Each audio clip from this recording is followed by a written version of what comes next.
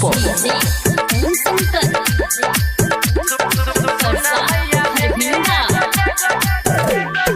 सुन मैया देवी एगो लवर चाहिए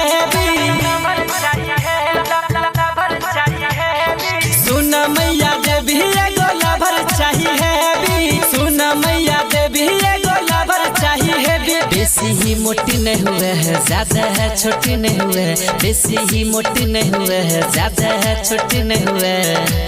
मिल जाए तो ये हम तो चढ़ाई जलेबी सुन मैया देवी एगो लवर चाहिए हाँ सुन मैया देवी एगो लवर चाहिए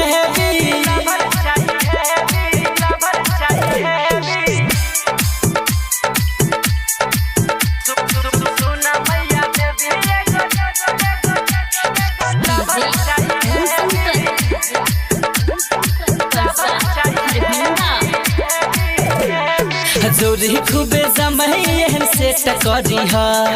मिल जाही जल्दी नहीं लेट करी हा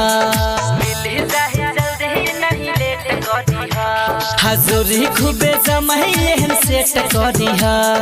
मिल जाही जल्दी नहीं लेट करी हा रहे पढ़ल कर हेलो भाई बेबी सुन मैया देवी एगो लवर चाहिए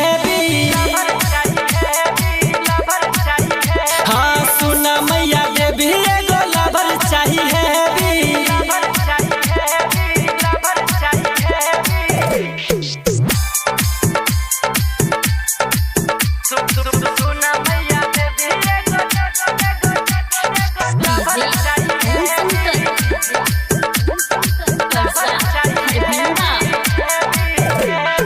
मीठा जना मधु ओकर बोली झहरे होही ते बियाह लगे आइब तोहरे मीठा जना मधु ओकर बोली झहरे होही ते बियाह लगे आइब तोहरे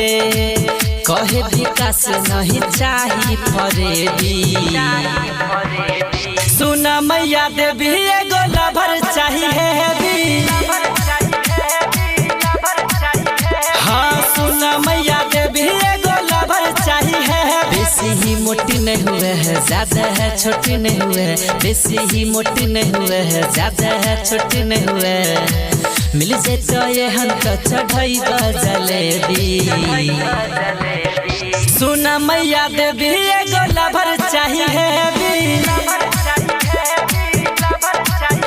हाँ सुन